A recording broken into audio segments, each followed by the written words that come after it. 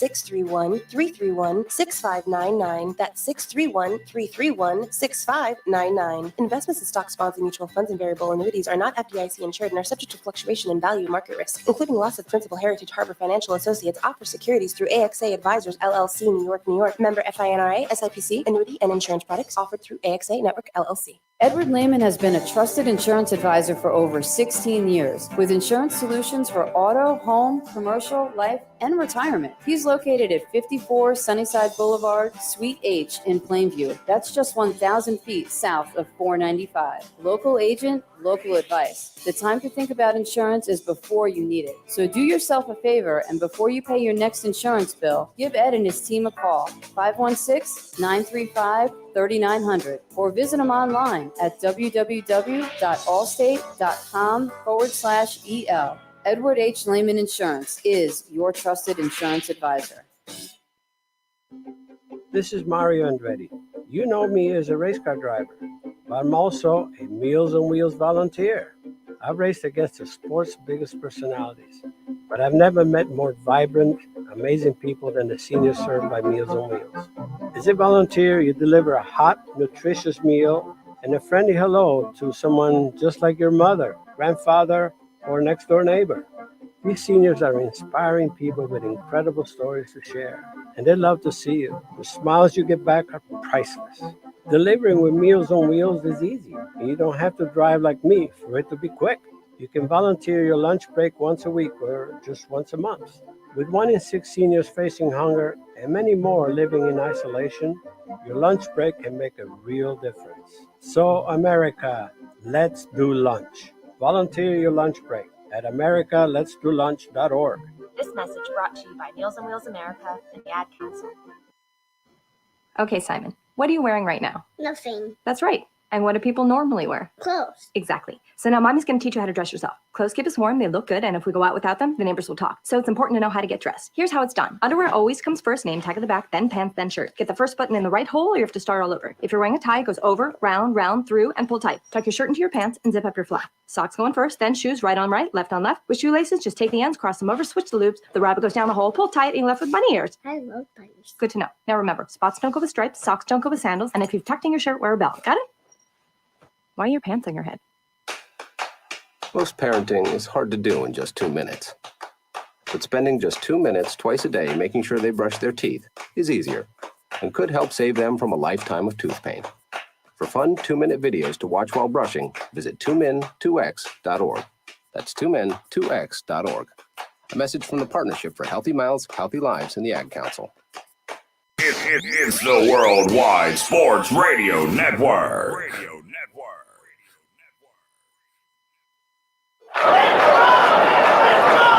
Broadcasting from coast to coast, city to city, coast to coast. It's time for the Ryan Hickey Show on the Worldwide Sports Radio Network. If it's happening in sports, it's being talked about right here. And here's your host, Ryan Hickey. Good Thursday morning. Welcome into the Ryan Hickey Show right here on the Worldwide Sports Radio Network, a postseason edition of the Ryan Hickey Show as we get you set and ready to go for Wild Card Weekend. Super Wild Card Weekend as we got 2 extra teams now for the second year in a row, 6 games and a Monday night special now for the first time ever, a Monday night wild card game between the Cardinals and the Rams. So we'll get you set for all 6 games. Here in just a little bit, we'll talk about the underdog most likely, the underdog that's going to win this weekend. Who is going to cause chaos in the NFL? We will discuss that as well.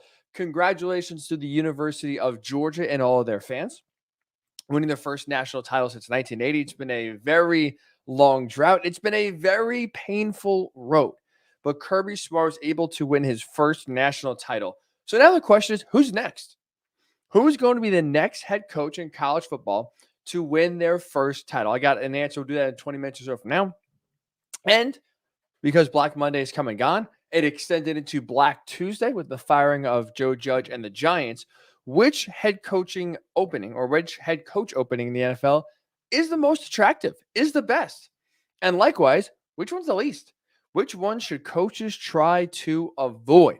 Well, we got answers. We'll tell you that in an hour or so from now. Of course, it's a Thursday. Hickey's Pickies will be in an hour and 20 minutes from now, 10:20 a.m. Eastern.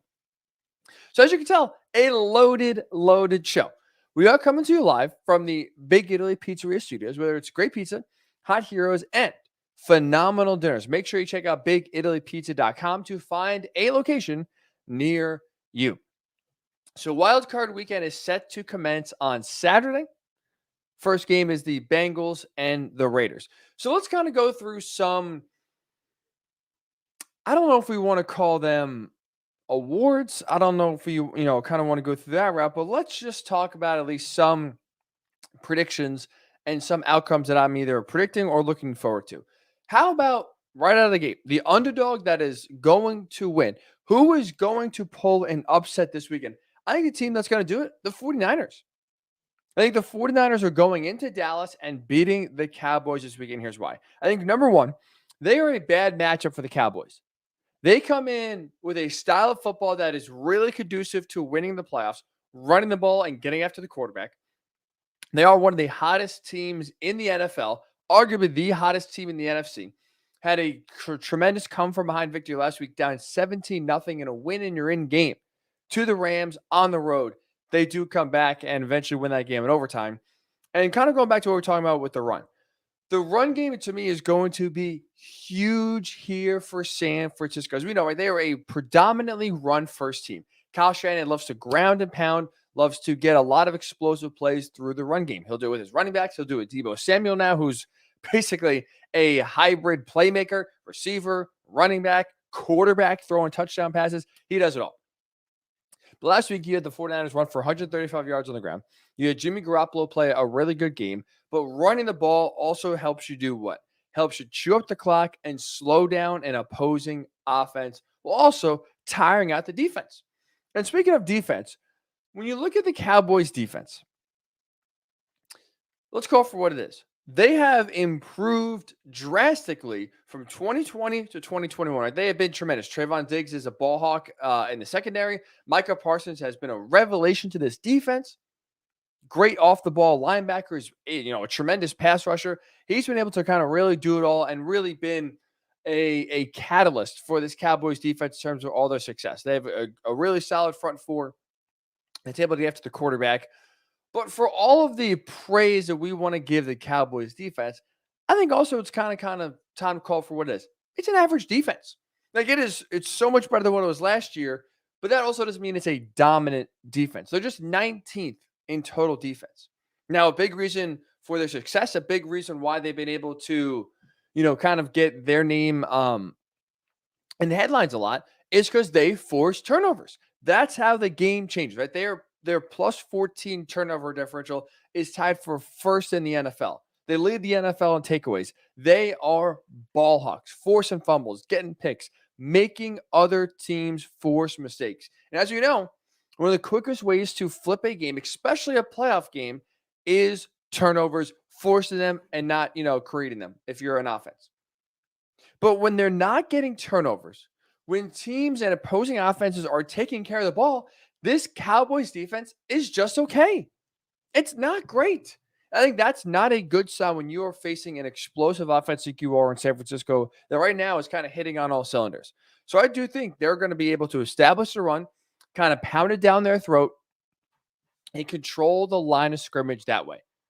And also, not only does that obviously help the 49ers get going offensively, I think it also helps the 49ers defense because now you give less time and less opportunities for Dak Prescott and CeeDee Lamb and Tony Pollard and Ezekiel and Amari Cooper to get on the field. And speaking of them getting on the field, I don't know about you. I am still not sold on this Dallas offense. Like, yes, they played tremendous in their Week 18 game against the Eagles, where the Eagles literally didn't want to play the game. They rested all their important starters. They kind of just took that game and just kind of threw it out the window. And yes, they put up a 56 spot on the Washington football team on Sunday Night Football a few weeks ago. Like, it was impressive. But other than that, this Cowboys defense has left this Cowboys offense, I feel like, has left a lot to be desired when you look at the names on this offense. When you look at the perceived talent on this offense. Like on paper, they are one of the most explosive offenses in the NFL. Statistically, they are at the tops in the NFL in terms of yards per game, in terms of scoring average, When you truly look at the numbers, when you dive deep and see what they're doing, it's not that impressive. Like since the bye week, their bye week is after week 6. Dak Prescott has regressed since the bye week. If you look at his average passing yards per game, if you look at his completion percentage, if you look at his passer rating, they all have dipped since the bye than what they were before the bye. If you look at the offense as a whole, the first 6 games of the season, the Cowboys offense scored at least 29 points in 5 out of the 6 games. The one game they didn't, ironically, was the second game of the year against the Chargers. They won 20-16.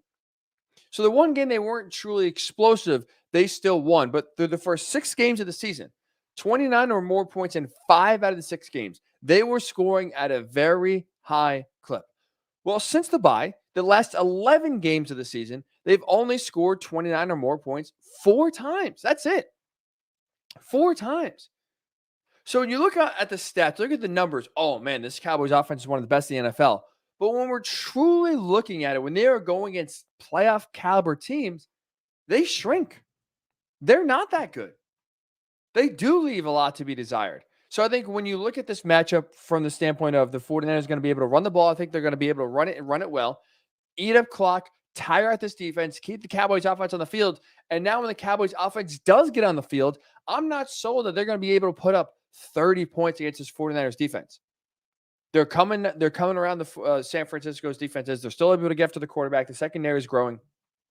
I think this is a bad matchup for the Cowboys. I think the 49ers are going into Dallas and getting the upset. So the team that's going to pull off the upset, San Francisco 49ers. How about the team this weekend, just this weekend, with the most pressure on them to win? I think it's the Buffalo Bills. Remember, this was supposed to be now the Bills' time to run the AFC East and kind of, be right up there with the Chiefs in terms of running the AFC. Josh Allen really evolved last year in 2020, and the Bills made it to the AFC title game. We thought, okay, this is going to be a Bills team now that's going to be the biggest roadblock to the Chiefs. And now, if you look at this matchup, you cannot, if you're the Bills, afford to get eliminated at home to a Patriots team that was supposed to, you're supposed to overtake in the AFC East and lose for the second time in 3 games and the second time in 6 weeks. Like the concerning part for me for Buffalo is that they have regressed as a team in 2021 compared to 2020. Like they are right now very one-dimensional. There's no balance with this team. They don't have a run game that's established at all. The defense, to me, is frauds when it comes to actually playing good offenses. They do not show up. They're not as reliable as you would think. They, again, kind of like the Cowboys offense, the stats don't really tell the full picture. So it's going to be all on Josh Allen, like it was the last time these two teams played, or if he is tremendous, if he is outstanding, if he is like 2020 MVP caliber Josh Allen, the Bills are going to win this game. But if he's not, if he's just okay, the Bills don't have a prayer because they can't win in multiple ways. And I think if you're the Bills, you cannot afford to lose at home to the team that, again, was supposed to take a step back. You're supposed to take over the AFCs. You're supposed to now be in the driver's seat, and you cannot lose to the Patriots. The team that's dominated you, that's supposed to be on a down year with a rookie quarterback. I think the Bills have the most pressure on. And I'll be honest, I am worried about the weather this weekend. I'm worried about the Bills. I think this is going to be a closer game than maybe we expect, in part because I think the weather's now going to bring some equality to the field. Like, again, we talked about the Bills being a very one-dimensional team. They really can't run the ball reliably, and their defense, to me, kind of, especially when you tell them the run's coming, they still can't stop it. And when you look at Josh Allen's career in cold weather, it's not great. Now, it's only 5 games, so a small sample size. But in those 5 games, the Bills are 3-2. They have a winning record. But when Josh Allen has played in weather that's colder than 31 degrees, he has a 50% completion percentage, 6 touchdown passes, 7 picks. He has not played well in the cold. Now, the game they played the first time in Buffalo where it was snowing, where the wind was like 50 miles an hour, is actually even higher than 31. So that game does not even come into consideration here. But we saw the Patriots just run the ball down the Bills' throat. They couldn't stop it. And offensively, they weren't able to get anything going on offense. This is a game the Bills should win. You are facing a slumping Patriots team that's 1-3 in the last 4. Mac Jones has struggled here in the final month of the season. You got to take advantage. The Bills need to win this game. Rams have pressure on them. Steelers have the Chiefs, have pressure on them just not to lose to the Steelers. But I think the Bills have the most pressure on them this weekend to not screw it up. You got to beat the Patriots. You got to keep on moving on to the playoffs. I think they have the most pressure on them to win this weekend. When you talk about the team with the most pressure, how about the player with the most pressure? I think it's Matthew Stafford.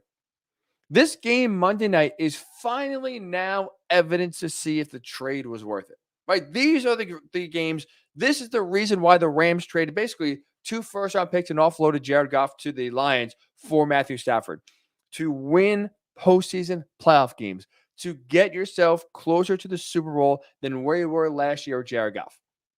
And I'll be honest, I'm a Matthew Stafford believer. I picked the Rams to win the Super Bowl in the preseason. I'm not jumping off the Rams bandwagon, but I will say they aren't exactly heading into the postseason on a high note. Last 4 games of the season, Matthew Stafford has 8 touchdown passes, 8 picks. 1-to-1 touchdown interception ratio. Not exactly what you want kind of heading into the playoffs. You really want to be rounding into form and playing your best football this season right now. Instead, Rams are not really doing that. Blew a 17-0 lead to the 49ers, in their last game there on the field. Not exactly a ton of momentum right now going the way of LA. So that's why I think a lot of the pressure right now is on Matthew Stafford Monday. You got to win at least one playoff game.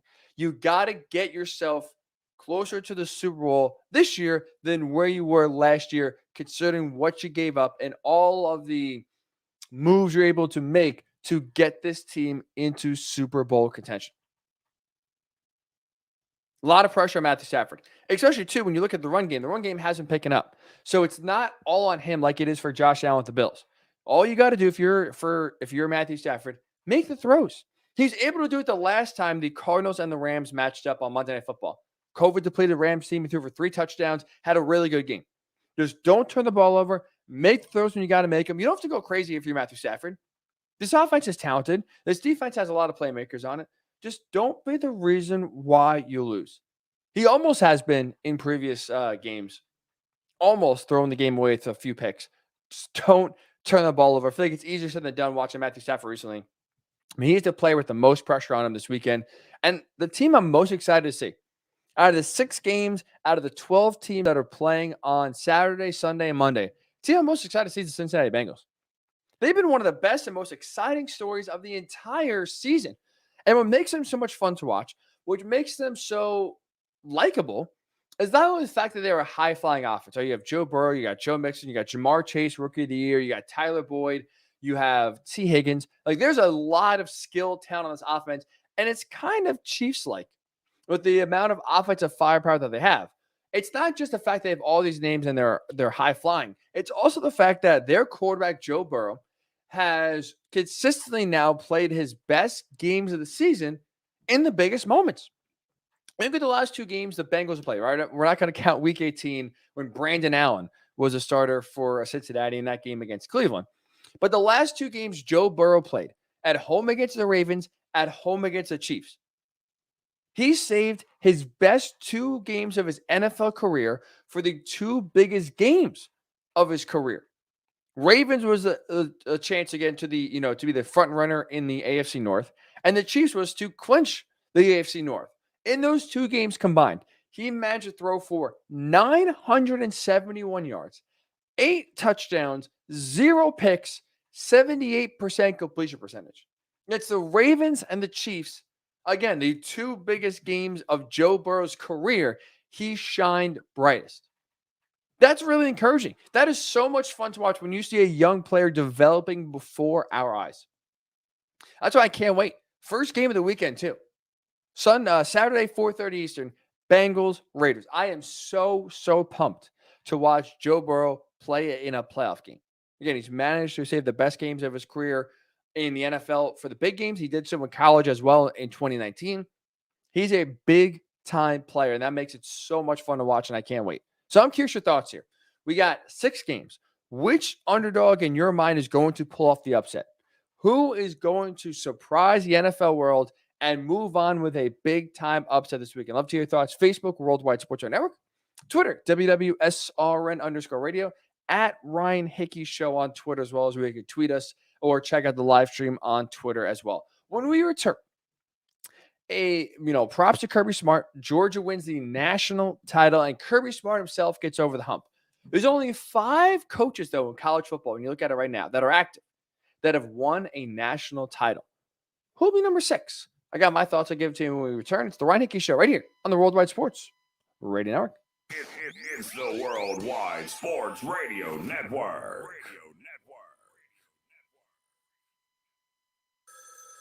Ranger Station, Ranger speaking. Hi, I'd like to report a bear hug. Uh-huh, okay.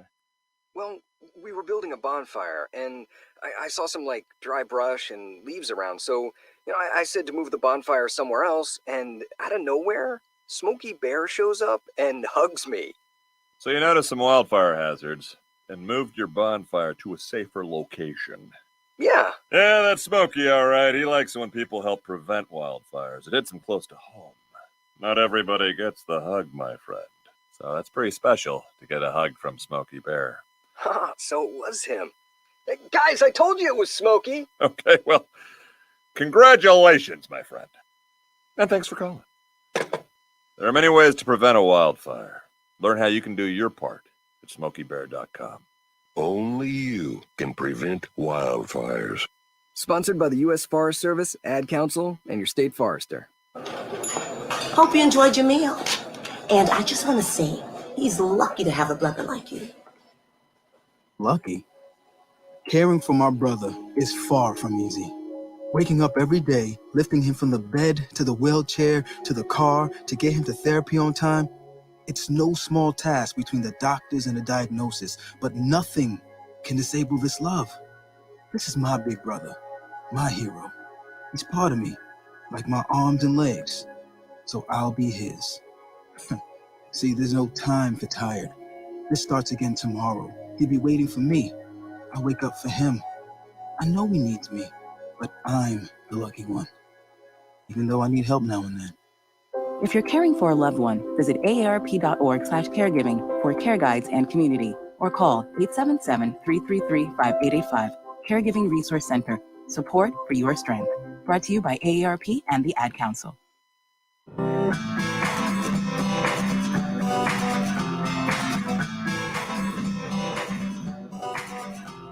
People been saying to your friend, get a different face, and posting on their feed, they're super ugly. The things they say to them online are cruel and they're not true. So tell your friend, I'll stand up for you. Don't worry, I know what to do. Oh, tell the world I see. With an emoji. To stop the bullies. Know someone who's being bullied online? Send the witness emoji. It looks like an eye in a speech bubble, and it's in the symbol section near the clocks in your phone. You'll let the world know it isn't cool, and you'll let your friend know you care. Learn more about the witness emoji at eyewitnessbullying.org. Brought to you by the Ad Council. It may be hard to believe, but people just like you are already saving money. FeedThePig.org makes it easy. Their simple savings plan teaches you how to start saving without going overboard. So you don't need to mooch off your friends. You gonna finish that grape? You mean the one in my mouth? You don't need to stop buying the necessities. What you're smelling is a natural musk. Ew. You don't need to be a medical test subject. How do you feel? Mostly okay. Sometimes, though. You don't need to get a second job as a stuntman. We need a new stuntman. Let's break for lunch. You just need an internet connection. Don't get left behind. Start your personal savings plan with the tips and tools on feedthepig.org. That way, you don't need to sell your soul to the devil. $15 is the best I can do. All right, deal. Brought to you by the American Institute of CPAs and the Ad Council. It's the Worldwide Sports Radio Network. Welcome back to the Ryan Hickey Show, right here on the Worldwide Sports Radio Network.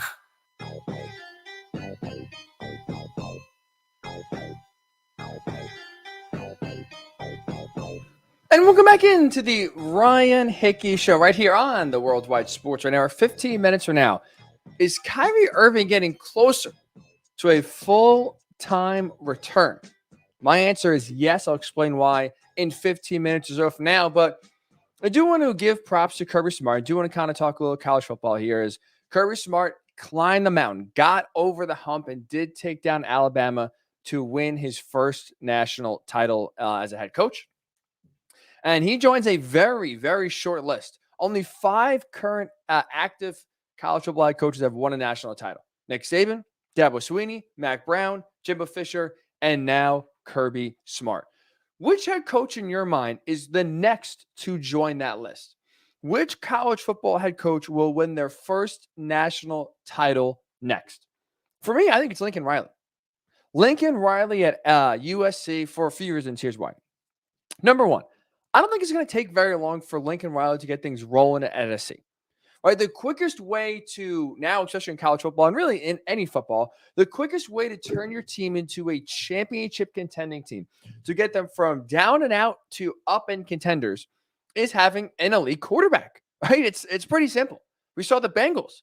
Bengals had the first pick 2 years ago. Now they have Joe Burrow, who's steadily rising near an elite quarterback, and they are already division champs and already in the playoffs.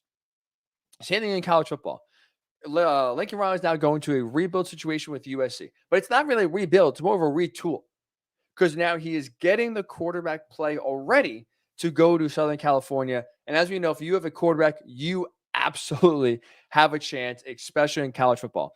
So he already, now he's 2023 recruit, so obviously he won't be on the field this year, but 5-star quarterback Malachi Nelson, who was committed to play for Riley at Oklahoma, flipped.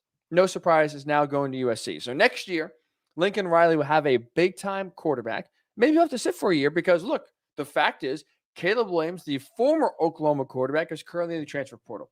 He'll have the door open for returning to the Sooners. For me, my money is he's going to USC.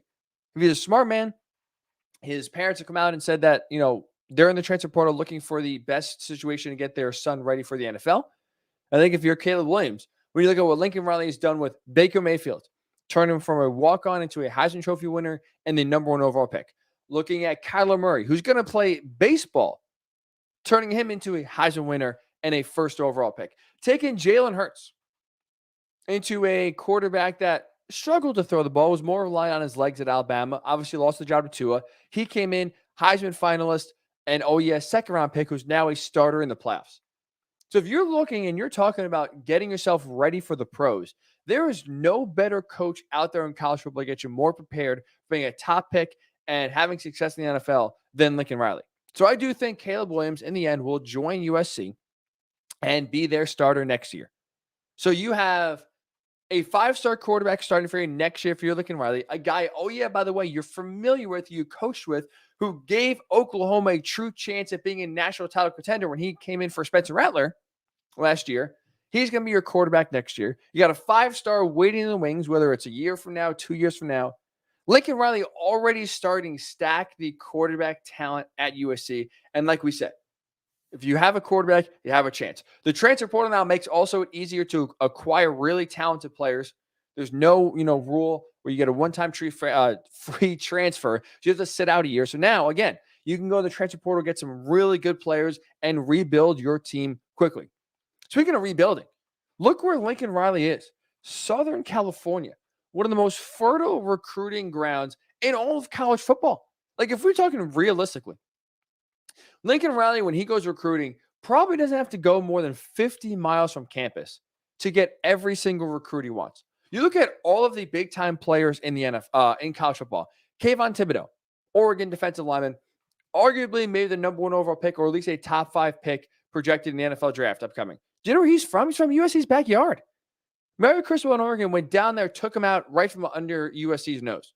Guys like Matt Corral, guys like Bryce Young, CJ Stroud, all Heisman Trophy finalists, Heisman Trophy winners, really good quarterbacks that are going to go in the first round of the NFL draft, all from Southern California.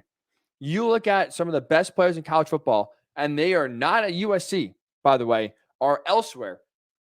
They are the tremendous players. There's so much talent in Southern California. But I think Lincoln Riley is the coach that's going to keep them there. No offense to Clay Helton or even Lane Kiffin. That was a rocky, obviously tenure there. Lincoln Riley is the guy that's going to keep the talent in Southern California. He's going to do what Pete Carroll did and kind of put a gate around the campus and make sure none of these talented guys are going to Oregon or going to Alabama or going to Clemson or Ohio State. He's going to make sure they're going to USC. So now it makes it easier to recruit, easier to attract players to your campus because they're coming right from your backyard. And I do think now an important part for Lincoln Riley going from Oklahoma to USC is he will be able to build a championship caliber defense. I get a lot of the rules favor the offense, right? Nick Saban famously said a few years ago, good defense does not beat good offense anymore. But we did just see Kirby Smart's elite defense shut down Bryce Young. Now they're obviously helped by some injuries to the receiving core, but they were able to win by, for the most part, their defense and Stetson Bennett made a few plays at the end to win. But we just saw a predominantly defensive, the strength of the team being the defense, win a national title. So if you're now Lincoln Riley, obviously the big Achilles heel for Oklahoma in the past was their defense. They're small, they're undersized, they got bullied by teams like Alabama, got bullied by teams like Georgia, and anytime they play in the playoff, they would not win those games. Lincoln Riley's 0-3 in his playoff career. But the important part to realize here is that when he's at USC, or I should say when he was at Oklahoma, the reason why he never had a physical defense, the reason why he never had defenses that could match up with SEC caliber teams and even Big Ten caliber teams is because you had to build your defense to defend your conference's offense. That the Big 12 is an air raid offense. Texas Tech's going to throw the ball a ton.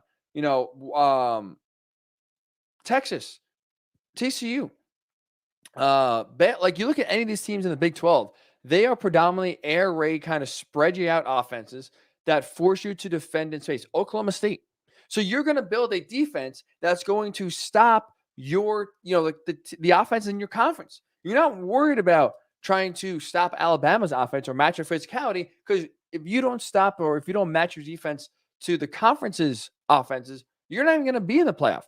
Your big, physical, tough defense is not going to be able to be fast enough to catch some of these offenses like Oklahoma State and Texas Tech. So you have to build your offense in the eye of the conference. So now when you're at USC, if you're Lincoln Riley, there is no Oklahoma State or Texas Tech air raid you have to worry about. It's a predominantly pretty, average run-of-the-mill offense in the Pac-12. So you can build a physical defense. You can get a big hulking defensive line that's going to just maul people. That's going to be able to stop the run. You can get an offensive line that will stand pat with Alabama's defensive line, Georgia's defensive line, Ohio State's defensive line. You now can build a defense that is tougher, stronger, and bigger than anything he's ever had at Oklahoma. And that was one of the big, key pieces that was missing in Lincoln Riley's tenure at OU. So you look at what he's able to do so far. He's getting quarterbacks to come play for him. So he's going to have elite quarterback play every single year at USC. One of the fastest ways to turn a program around. He has an insanely fertile recruiting ground right in his backyard. He's able now to construct a defense that actually can hold up and withstand physical, lumbering offense like Alabama has, like Georgia has, like Ohio State has, and he can actually go toe-to-toe with teams physically. And oh yeah, by the way, his path to the playoff is easier than Jim Harbaugh's at Michigan, is easier than Ryan Day's at Ohio State, than Brian Kelly's at LSU. The Pac-12 right now is USC's for the taking. You look at every other conference, there's always a 1B to their 1A. Right outside of the ACC and Clemson, you look at the SEC, as we know, right? Alabama is the dominant conference, but you'll have LSU at times, you'll have Auburn at times, you'll have Georgia at times. They usually rotate on who is kind of the biggest threat to Alabama. There's always one formidable team standing in Bama's way. When you look at the Big Ten, Ohio State has run that conference, but Michigan got them this year. Penn State's got them in the past. Iowa's been a team that has kind of spoiled the party. There's always another team that is always in Ohio State's way that makes it challenging and makes it tough. For the Pac-12, who is that team? Like, who is a team that's going to stand in the way of USC running the conference and predominantly winning the Pac-12 title? Oregon just took a big hit because talent-wise, Oregon was the most talented team in the Pac-12. They were recruiting at a great clip. Mario Cristobal did a tremendous job at accumulating talent in Eugene. Well, he goes to Miami. So now a lot of the talent that was going to Oregon because of him is not going to, be the case. Now some recruits will go to Miami, but a lot of them now, if you want to stay on the West Coast, they're going to go to USC. So the strongest team in the conference took a hit because their head coach left. So I like Utah a lot. Utah's never been an elite level team. Arizona State, same thing. Oregon, Washington, Stanford, we can go up and down the list. There's no real Pac-12 team out there that's going to pose a threat year in and year out to USC that's going to be able to match the talent that Lincoln Riley is going to bring to Southern Cal in 2 or 3 years. So this is going to kind of be like the ACC to Clemson. Pac-12 is going to be for USC. They're for the taking, and they are going to be winning the conference on most years. So they'll be able to get into the playoff, and I think they will have a high ranking just even now, get into a 14 playoff, but whenever it expands, it's inevitable it's going to expand. The path to the playoff is going to be very, very easy for Lincoln Riley. So you'll get more cracks at the apple, more bites at the apple, I should say, than I think Ryan Day will, than Jim Harbaugh will, than Brian Kelly will. So for me, that's why I think Lincoln Riley is the next coach to win his first national title. He'll become the 6th active coach in college football to have a championship under his name. Kirby Smart, we saw, just did it. I think Lincoln Riley is the next one to do it. If I couldn't pick Lincoln Riley, I would go Ryan Day. He's been a tremendous coach at USC. They have, similar to what we kind of talked about with Lincoln Riley, he's been able to reload his team every year. There's no rebuild with Ryan Day at Ohio State. This was supposed to be a quote-unquote down year for the Buckeyes. And I guess technically losing to Michigan, not competing for the Big Ten title, playing in the Rose Bowl, and winning the Rose Bowl is basically equivalent to a down year. No playoff appearance for Ryan Day. CJ Stroud was a first-time starter, played really well. And you even look at the Rose Bowl game itself. You had 2 of the best receivers in college football, Chris Olave and Garrett Wilson, opt out, not playing. And what happens? Marvin Harrison Jr., 3 touchdowns. Jackson Smith and Jigba, 3 touchdowns that sets a bowl record with 347 receiving yards. There is always going to be talent at Ohio State. They continue to reload their team every single year, never rebuild. So even though they lost to Michigan this year, and even though Jim Harbaugh got his number finally for the first time in 6 years, finally beat Ohio State still runs the Big Ten. Like, let's not, fool ourselves or think this one loss now is going to be the downfall of the Buckeyes. They are still now, going to be a perennial playoff power every single year. I know it's January 13th. I'll be honest, I'm a sucker for this. You look at the too early 2022 top 25, Ohio State's number 2. Now, again, a lot of that could change with transfer portal. If Ryan Day, shockingly, let's say maybe takes an NFL job, if the deal is too good to turn down for a team like the Bears, things could change between now and September 3rd, Labor Day weekend when the season kicks off. But you look at the talent on the roster, what's coming back. Ohio State's projected to be one of the best teams in college football. That's always going to be the case every single year. The thing with Ryan Day, the reason why I still give Lincoln Riley an edge is because, again, I think his path to the playoffs is a little tougher than Lincoln Riley's at USC. The Big Ten is tough. We just saw Michigan knock him off before. It's a grind through the Big Ten. Even if you make it through like Ohio State has in previous years, it does wear you down. It's a tougher road to hoe because the Big Ten is more talented conference and also a deeper conference than the Pac-12. So I do think that's a tougher road for Ryan Day. For Brian Kelly at LSU, another name that I think you could throw out there. I think he's a great coach.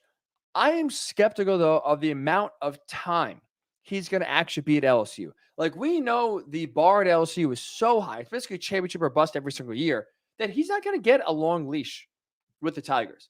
Now, not that anything he says or does at LSU in December is going to mean anything in September or October when it comes on the field. But it has been an interesting start to Brian Kelly's tenure with the Tigers. And don't forget, they just fired Coach O, who won a national title in 2019. Didn't even finish 2 full seasons after winning national title when he was fired. So if you're Brian Kelly, and let's say maybe you make the playoff once in 3 years, or you don't make the playoff at all in 3 years, and you lose to Alabama 3 years in a row, are LSU fans going to be patient? They're going to be okay and say, oh, Brian Kelly, it's okay. You'll get him next year. He's going to get fired. He needs to have immediate success, or he's already going to be on the hot seat. Which is why I question Brian Kelly if he's going to get a long enough leash to be able to make the playoff consistently and get more bites at the apple. Like Lincoln Riley, he has a lifetime contract at USC if he wants it. Ryan Day, same thing at Ohio State. He's going to have plenty of time and plenty of chances to continue to get back to the playoff. I don't think Brian Kelly has very many swings. I think he has right now, honestly, 3 years to at least make the playoff, if not even make a national title game. And the pressure is extremely, extremely high on Brian Kelly. He has to get off to a very hot start quickly. So that's why I don't think Brian Kelly will be the next one to win his first national title. And I think Jim Harbaugh, I think he's going to stay at Michigan. I do. I don't think he's going to go back to the NFL. And I do think he can build off of the momentum in 2022. Like, let's look at what Clemson did. The first year Clemson made the College Football Playoff, right? They kind of came out of nowhere. Dabo Swinney was able to take that, bottle it, and run with it to create a 5-year window where Clemson was one of the most dominant teams in college football and won 2 national titles. I think Michigan can do similar, where you can build off of 2021, where you won the Big Ten, where you beat Ohio State, and you made the College Football Playoff. Now, it's still going to be tough because kind of what we talked about with Ohio State. It's a very deep conference, and Ohio State is still the more talented team than Michigan. But I do think that Jim Harbaugh can build a consistent championship contending level team at Michigan that we haven't seen in, 2 decades since Lloyd Carr was there? Like, Michigan once in a while, once in a blue moon has had a season where it's, oh, wow, Michigan making a run for it. But now I think Jim Harbaugh can consistently build a winner. Although until he gets a quarterback, I'm still skeptical if he can win actually a national title. But again, this past year, I think, really helps the case and really now definitely builds a strong foundation for Jim Harbaugh going forward. So there's all good options out here in terms of coaches to win their first national title. But I think Lincoln Riley is going to be the guy. Lincoln Riley, USC, will be the guy to win his first national title next. Do you agree? Are you with me? Or is it someone else? Do you have your eye on Brian Kelly? Do you have your eye on Ryan Day at Ohio State? Maybe Mario Cristobal at Miami. Hell, if you want to be super optimistic, if you want to score points to the host, maybe James Franklin at Penn State. All those guys are worthy candidates. I will, though, go with Lincoln Riley. I think he has the easiest path to the playoff.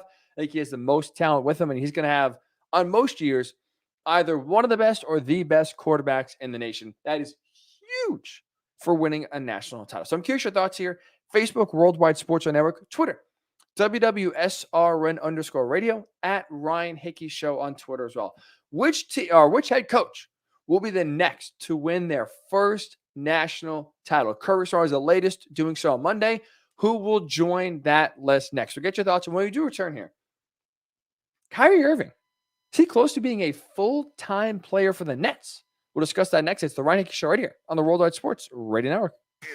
It's the Worldwide Sports Radio Network.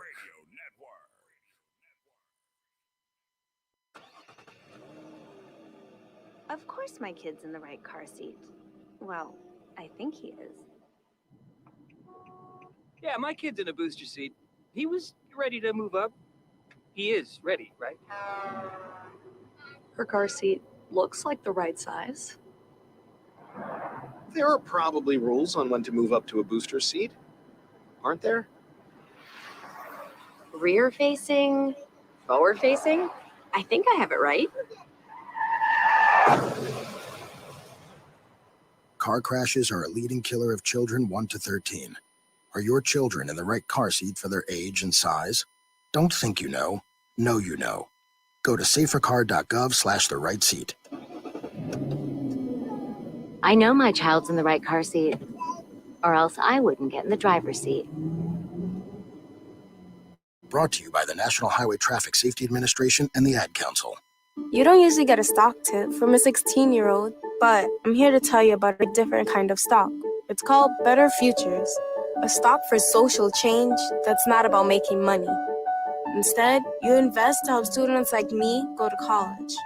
This is beyond a simple donation. It's the opportunity for America to invest in its kids and take an active stake in the future of the country. The return on your investment isn't money. What you get back is knowing you protected our potential. So one day, that potential can grow up to become surgeons and architects, executives and engineers, people who can change the future just by being a part of it. My name is Alicia, and I'm your dividend. Invest in better futures with UNCF. Visit uncf.org/invest. A mind is a terrible thing to waste, but a wonderful thing to invest in. A public service announcement brought to you by UNCF and the Ad Council. This is Nnamdi Asamoah. I play football for the Philadelphia Eagles, but what I do off the field with United Way might be more important. I'm a volunteer tutor and mentor. Why? Because over 1 million kids a year drop out of school, and that's not okay. It takes 12 years to create a graduate, but it takes about the same time to create a dropout. And the difference between a child becoming one or the other could be me, or it could be you. Studies show that if we get to these kids earlier, their chances are better, and kids who read well by 3rd grade are more likely to graduate. So join me in United Way. Suit up and take the pledge. Become a volunteer reader, tutor, or mentor, because when a child succeeds, we all succeed. Give, advocate, volunteer, live united. Take the pledge at unitedway.org. Brought to you by United Way, the Ad Council, and the National Football League. It's the Worldwide Sports Radio Network. Welcome back to the Ryan Hickey Show, right here on the Worldwide Sports Radio Network.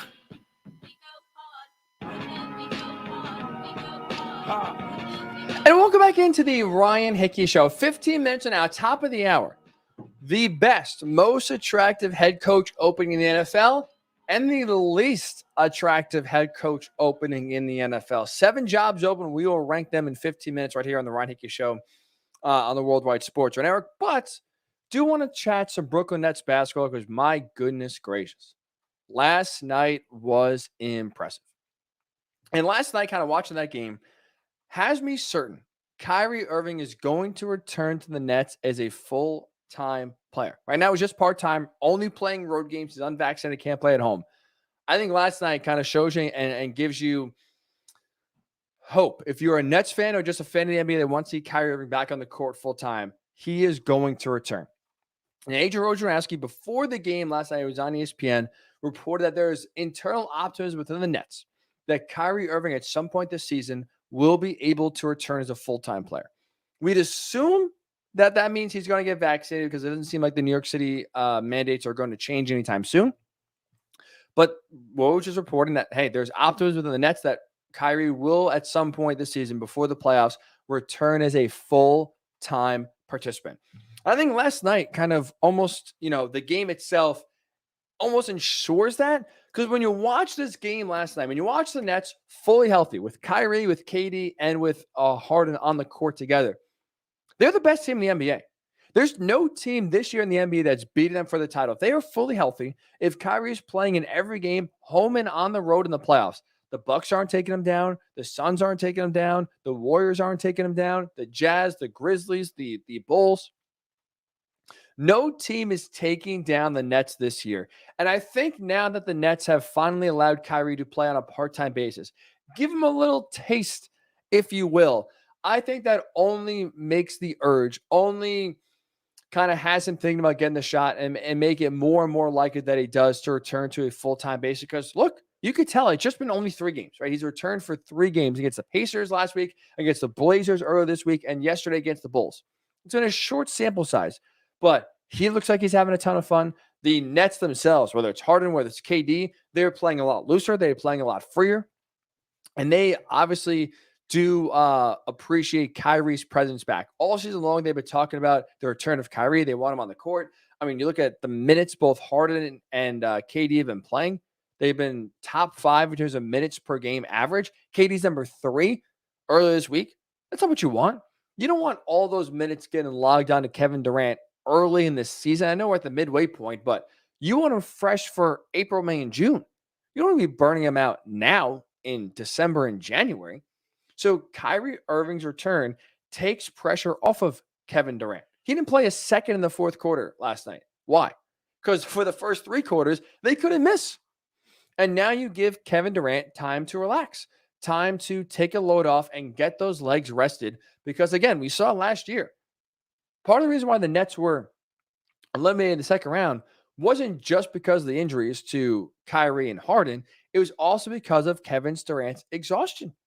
He carried that team almost single-handedly to Game 7 against the Bucks and almost single-handedly led them past the Bucks into the Eastern Conference Finals. And now when you see this team this year, back fully healthy, Harden now starting to hit his groove after Christmas, Kyrie now starting to play basketball and pretty seamlessly after missing the first half of the year, only playing road games, so still having an uneven schedule, pretty seamlessly has kind of filled in nicely. This Nets team is the best team in the NBA when they are fully healthy and when they are at their peak, or when they are a full go when everyone's ready to play. So I think that now giving Kyrie that little taste, giving even more importantly, maybe Kevin Durant and James Harden that taste of having an elite level basketball team when everyone is there. And you see the results. Like the Bulls last night, they're the top team in the East, have one of the best records in all the NBA. Nets scored a season high 138 points and won by 26. Won by 26, blew them out. Dominated that game since halftime. And again, we're scoring at will, had an incredible third quarter. So if you get a taste of what life is like when everyone is back on the court and playing the way they should be, if you're Kevin Durant, if you're James Harden, how do you not tell Kyrie, let's go? You see what I'm seeing here. You see how good we are when you're on the court. What are we waiting for? I mean, James Harden yesterday in the post-game press conference kind of joked that, hey, if I got to give Kyrie the shot myself, I'll do it. You know, in the past, the company line from Kevin Durant, from James Harden was, it's a personal choice, or I'm not going to pressure Kyrie into doing it. I do think now, maybe not direct pressure, but almost kind of try to influence Kyrie when you see how good, this team is. We see how much fun all three have playing together. I think it does influence it and kind of factor into Kyrie's mind. You know what? This is a lot of fun. I want to do this all the time. The one thing that's preventing me from not doing this is just a little needle in the arm. I'll do it. I do think allowing Kyrie to come back on a part-time basis is the smartest thing the Nets could have done. Not only does it save Kevin Durant and James Harden some minutes on road games, like, at this point in the season, I think it also increases the urge, increases maybe the sense of urgency for Kyrie to return to the court. Because you can't tell me, if you're the Nets, if you're Kevin Durant, if you're James Harden, you see the way they play like this fully healthy, and going into the postseason, they'll be okay with Kyrie playing half the games. They'll be okay going to a game 6, maybe up 3-2 or down 3-2. Okay with Kyrie sitting out the game because it's at home. No. You look at this group. They're not ancient. They're not old, but they are getting older. This is one of maybe the best chances this group is ever going to have at winning a title together. You can't let that, go by the wayside. You can't blow that. I know Kevin Durant's already under contract, and most likely probably Kyrie and James Harden will as well after the season. But again, there's no guarantees. No, you can't lock in, especially with the NBA and the way players, move and get hurt and how injuries affect us. You can't waste a season like this and throw it down the toilet because of a vaccination rule. I do think now playing is going to get Kyrie closer and closer to the court, and I do think it's going to get him closer and closer to being a full-time player. I anticipate at the latest, by the postseason, by round 1 of the Eastern Conference, first round of the playoffs, that Kyrie will be back on a full-time basis. He'll be back with the Nets playing both home and road games. I don't think that they are now going to let this great play, this sneak into what could be, be the reason why, or just kind of let it go and say, you know what, it's okay.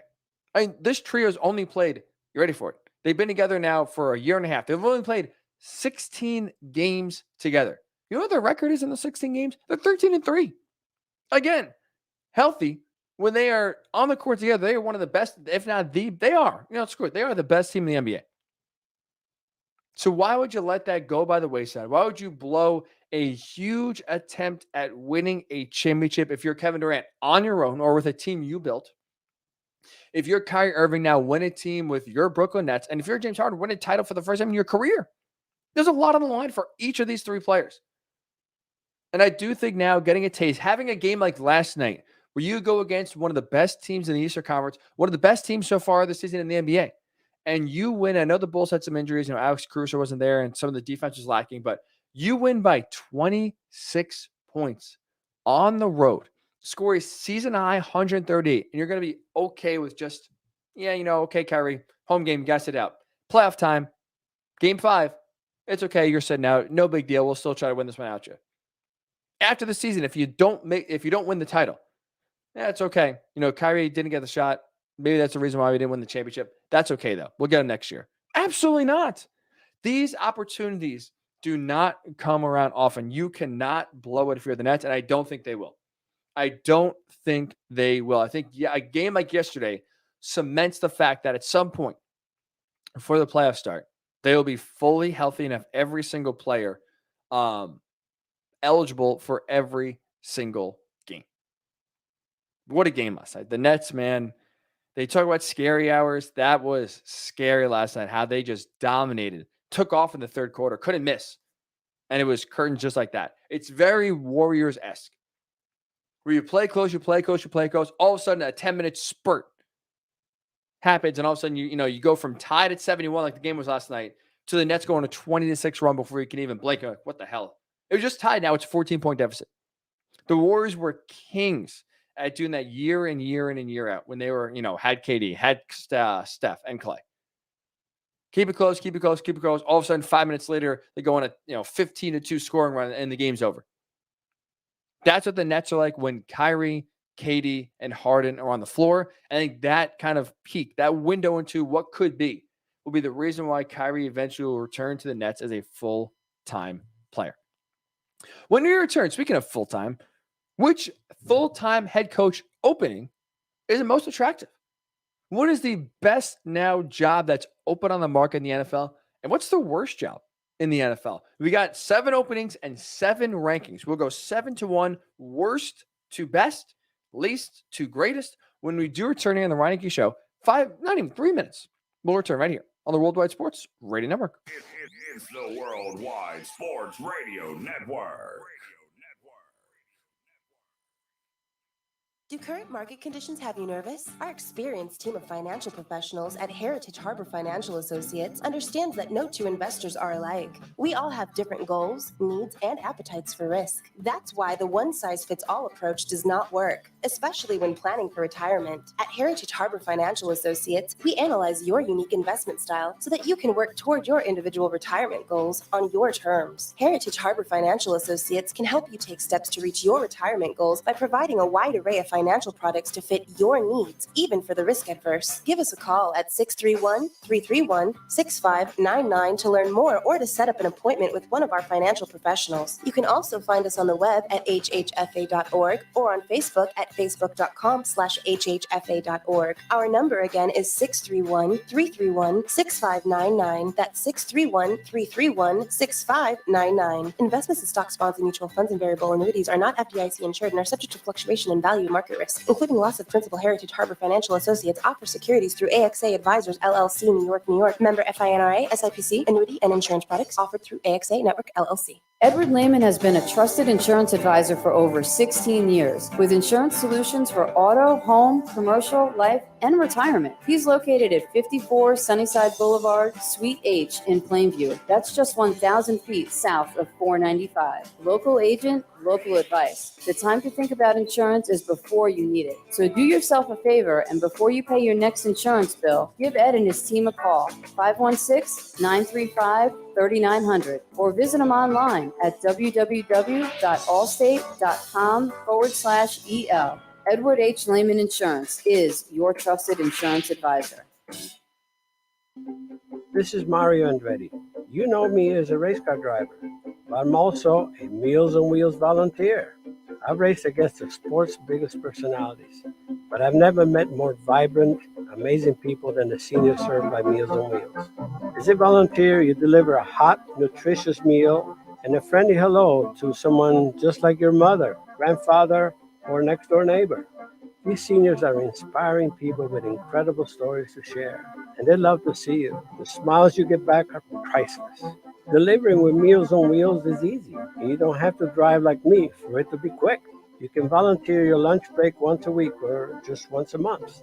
With 1 in 6 seniors facing hunger and many more living in isolation, your lunch break can make a real difference. So, America, let's do lunch. Volunteer your lunch break at americaletsdolunch.org. This message brought to you by Meals on Wheels America and the Ad Council.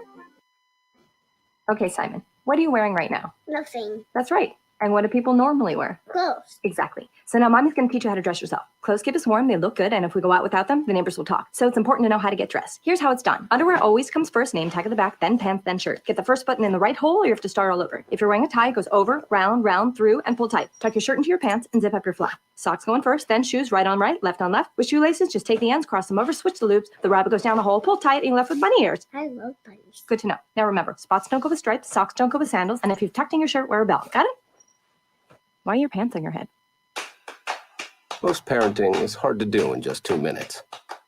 But spending just 2 minutes twice a day making sure they brush their teeth is easier and could help save them from a lifetime of tooth pain. For fun 2-minute videos to watch while brushing, visit 2min2x.org. That's 2min2x.org. A message from the Partnership for Healthy Mouths, Healthy Lives, and the Ad Council. It's the Worldwide Sports Radio Network. Welcome back to the Ryan Hickey Show, right here on the Worldwide Sports Radio Network. And welcome back into the Ryan Hickey Show right here on the Worldwide Sports Radio Network. 20 minutes from now, Hickey's Pickies with a man I am very, very excited to have on. A big football fan, not a huge American football guy, but to be fair to him, did finish in second place in our fantasy football league. So that is Christian Maldonado. He will join us in a few minutes from now. But before that, as a reminder, the 10 o'clock hour on the Ryan Hickey Show is always sponsored by LC Designs. Charcuterie boards are perfect for all occasions. Should make sure your guests are happily fed with some delicious and aesthetically pleasing charcuterie boards made by Lauren Clark. So check out lcdesignsnyc.com, lcdesignsnyc.com for more information. We have 7 head coach openings in the NFL, right? The Raiders, Broncos, Dolphins, Giants, Jaguars, Vikings, and Bears.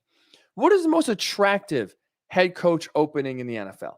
What's the least attractive? Like, which job do coaches want to avoid and it's not really a good one? I have them ranked from 7 to 1. So I'm curious your thoughts here. What is the best job in the NFL? What is the worst one? We'll start from the worst and we'll work our way up to the best. I think the worst job out of the 7 is the Miami Dolphins.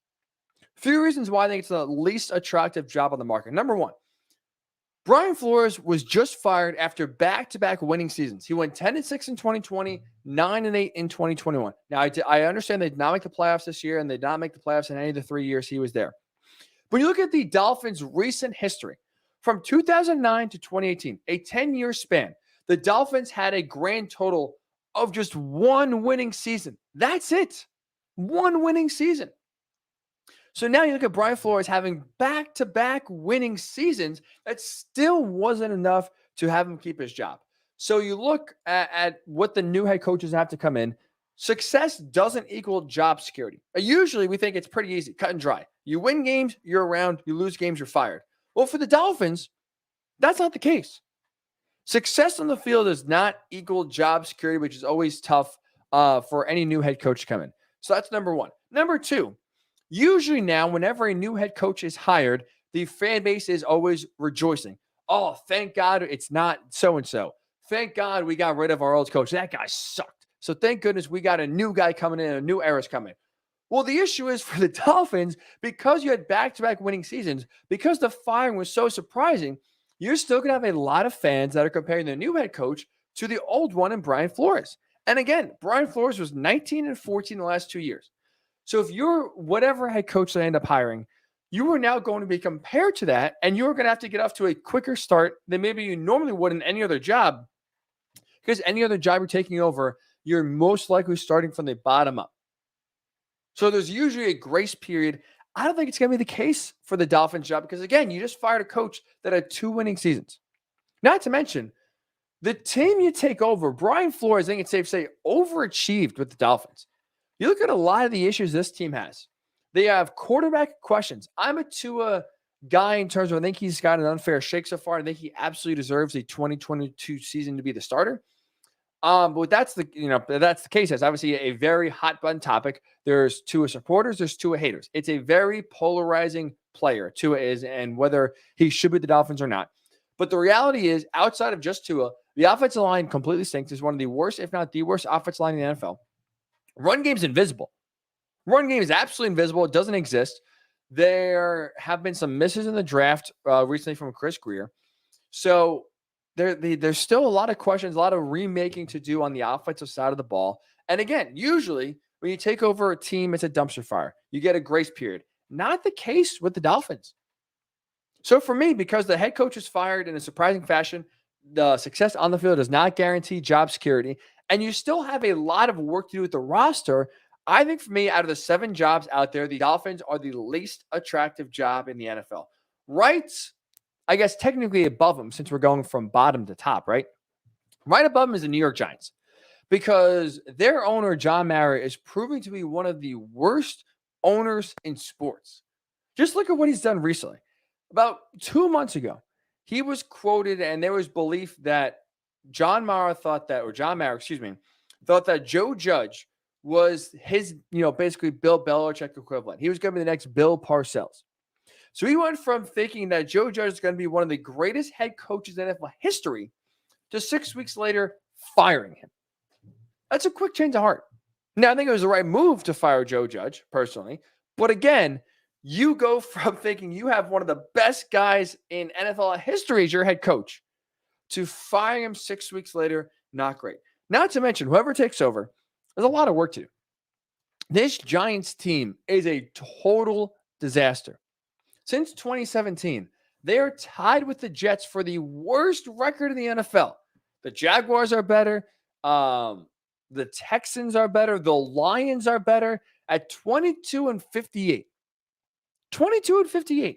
The Giants are tied for the worst record since 2017. They are a mess. Questions. There's literally questions everywhere in offense for the new head coach to figure out. Who's your quarterback going to be? It's going to be Daniel Jones, someone else. What are you going to do with Saquon Barkley? The guy's not lived up to expectations as a number 2 overall pick. What do you do with receiver? You have some talent there, but no one can stay healthy and get on the field. The offensive line is a total mess. You have questions everywhere. Defense can use playmakers, especially get after the quarterback. So there are so many holes, so many areas to fix on this Giants team. Oh, yeah, by the way, not a lot of patience to get the job done. Each of the last 3 head coaches, Ben McAdoo, Pat Shurmur, and now Joe Judge, have been fired after 2 seasons. So you're not going to get a ton of time to turn this team around, to show progress.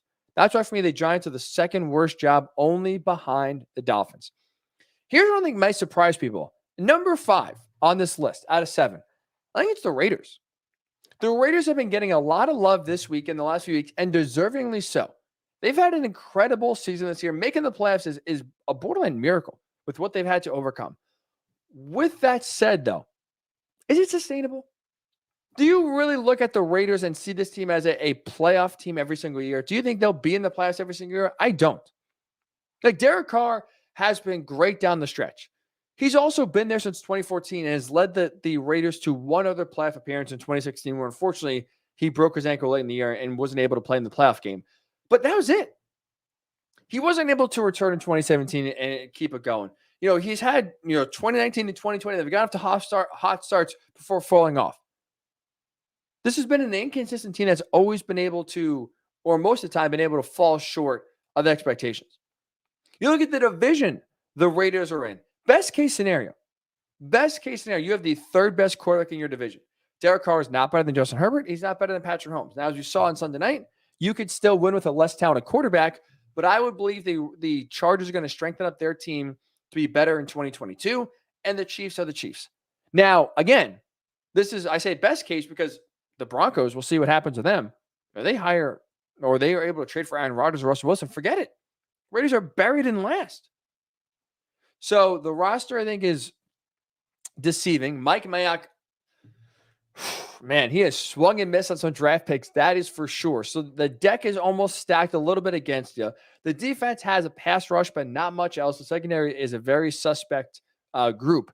So if you're the Raiders here, you have a roster that for me is not one you feel terribly excited about if you're a new head coach coming in. I don't think that you can truly expect to be a playoff contending team every single year. But oh yeah, by the way, kind of talking about the pressure and kind of talking about the expectations like we do with the Dolphins, the Raiders' expectations for the new head coach, whether it's Rich Bisaccia or someone else, are going to be high. Again, this is a playoff team this year. We rarely see playoff teams make head coaching changes.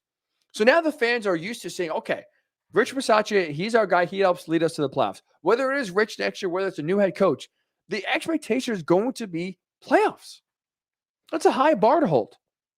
So I don't think the Raiders are a very attractive job to potential head coaches because, again, I think the expectations are high, and I don't think the roster matches the expectations. I don't think the roster is a playoff caliber roster where they will be in the playoffs every single year and be Super Bowl contenders. I don't. So I don't think this Raiders job is as attractive as other people are saying. I have them 5th on the list. Number 4, I have the Bears. So we're going from 7 to 1 here, the least attractive jobs in the NFL to the most attractive head coaching jobs in the NFL. Before I got the Bears, because you know what they got? They do have a quarterback in Justin Fields. I'm a Justin Fields believer. I think he's going to be a very good NFL quarterback. The issue, though, for the Bears, the new head coaches, you got the quarterback. You don't got much else. Offensive line stinks. That's a very, very bad offensive line. Allen Robinson, your best receiver, is a free agent. The defense, unfortunately for the Bears, is not timed up where they're aging. Most likely going to trade Khalil Mack. You got a decision to make about Akeem Hicks. So this is a defense that is really good, but unfortunately is kind of on the wrong side of 30 and not match up with an offense that's going to be on the younger side. So that's tough because you're almost now going to have to rebuild the defense. And the defense, by the time the Bears get really good on offense, I don't think the defense will be as good as it is right now. And you have a lot of the talented players that are there right now. I don't think they'll be on the team in 2 to 3 years. So you got some remaking to do. And I think other jobs in the NFL that we'll get into either have more talent on the team or have more patience from their fan base. So that's why I have the Bears at number 4. Number 3, I got the Vikings. I think the Vikings right now are a very attractive job because you have an offense that's ready to explode if you get the right quarterback. The reason why the Vikings aren't higher on this list is because that's the tough question to answer. The Vikings don't have a lot of flexibility because of getting a better quarterback in there. Kirk Cousins is what he is. Right? I think he's a compiler. He plays really well, puts up some really nice stats against, for the most part, good to bad teams, right? Good and below. Anytime he plays a very good, great, elite team in the NFL, he shrinks. Or if he puts up decent stats, it will come in either garbage time or early in the game when it really doesn't tell the whole story. When you need Kirk Cousins to have a big drive in a big moment, for the most part, he has fallen short. Now, this year, to his credit, he has been clutcher than he has in the past. With that said, though, I still don't trust Kirk Cousins. But when you look at the rest of this offense, it's like I said, I think it's a Super Bowl caliber offense from everywhere but the quarterback position. You have Dalvin Cook, who, when he's healthy, is arguably a top 5 running back in the NFL. He is tremendous when he's on the field and running hard. You have a great receiver duo in Adam Thielen and Justin Jefferson. Tyler Conklin's a decent receiver, a decent tight end. He's solid. And this offensive line is functional. So I do think you have a lot of pieces in place to really take off and be a very explosive offense. Again, the tricky part is how do you either get out of the Kirk Cousins contract this year, or if you ride it out for one more year and then he's a free agent, what do you do next year? Obviously, they won't be able to trade for Aaron Rodgers. I think if Russell Wilson is the guy they absolutely should try to trade for this year. I think Deshaun Watson is the guy you go all in for this year as well. But if not, there's no real clear answer to being your quarterback in 2023, 2022 even. That's the big question. But another reason the Vikings are attractive for me, I do think Aaron Rodgers is getting traded. I think he's going to be, this is his final year in Green Bay. He'll be somewhere else in 2022. With that said, though, or with that being the case, well, you have a Minnesota team that's primed to win the NFC North. You're better, obviously, than the Lions. I think you're better than the Bears right now. So this is your division to lose. And I think you're better with the Packers, even though they have a very loaded roster. I think you're better with the Packers if they don't have Aaron Rodgers, and assuming Devontae Adams also leaves in free agency, Devontae Adams. So that's a prime position where you come in and you can win the division right away if you're a new head coach. The biggest question you got to figure out is quarterback. Defense needs some improvements as well. but I do think Minnesota is a job that you can win and win quickly, and that's why they are number 3. Number 2, 2 jobs left. The second most attractive job on the market, I do think, is the Jacksonville Jaguars job. I am really high on this position. If you're a head coach, any name, whether you Doug Peterson and you coach a Super Bowl, whether you're a guy like Kellen Moore looking for your first opportunity, whatever your experience level, whatever your success level is, I would have the Jaguars in my top 2 for multiple reasons. Number 1, if you're hired, your name is not Urban Meyer. This fan base, this organization, the players are going to love you right away because you are not Urban. Just not being Urban Meyer, not being a bad guy, not being a guy who is at every turn has made the opposite decision you should make, has made every single bad decision you possibly could do outside of picking Trevor Lawrence number 1. That alone is going to buy you a lot of goodwill, a lot of patience, a lot of buy-in from ownership, from front office, from players, from the fans. So right away, you will be celebrated as a hero because you are not the former head coach in Urban Meyer. That's one thing. Number 2, you got Trevor Lawrence. Trevor Lawrence, I understand, has had we'll say, rocky year number 1. He's had a lot to deal with, but I think the final game against the Colts shows you this guy is really damn good. Figure out the offensive line. If you can get some protection like they were able to have in the final game against the Colts, when Trevor Lawrence can throw the ball, he's really damn good. The receivers now are getting separation. They're making plays for Trevor Lawrence. This team and this quarterback is really freaking good if you give him a chance to set his feet, to not roll out of the pocket, give him time to read defense and throw the ball. So I think Trevor Lawrence is obviously a huge plus for any quarterback or any coach coming in. You got the quarterback. You got the number 1 overall pick. So you were able to add a big-time impact player. I would go defense, Aiden Hutchinson, Kayvon Thibodeau. That's just me, or Evan Neal. Maybe you go offensive line. But either way, you're going to get an impact player right away, get the number 1 overall pick. You get the 3rd most cap space in 2022 of any team. So again, you could build the team through free agency and bring some talent into Jacksonville. You have a patient owner. You have a patient fan base. The division you're in the AFC South is not impossible. Right? Look, we just saw the Jaguars own the Colts. So they're able to figure it out. That's still a team that owns real estate in the Colts head. The Texans stink. And the Titans, I don't think, are unformidable. I don't think that they are a juggernaut the way the Patriots ran the AFC East, the way the Packers have run the NFC North. Like, that to me is still a winnable division when the Jaguars get things rolling. And you got some good young players in defense. There's a lot to me working and that goes well with this Jacksonville team. Second most attractive job in the NFL. Number 1, I go the Broncos. This team is legitimately a Super Bowl or a quarterback away from being a Super Bowl contender. So obviously, if you can get Aaron Rodgers, if you can get Russell Wilson, if you can get Deshaun Watson, you are right there with the Chiefs in the AFC, not just in the AFC West, in the AFC in totality. You hop over the Bills, you hop over the Bengals, you hop over the Patriots. You are the Titans. You are right there, kind of the 1A team with the Chiefs in the AFC and legitimate Super Bowl contenders. You got a great group of wide receivers that are still young, an offensive line that's building. You got a defense loaded with talent.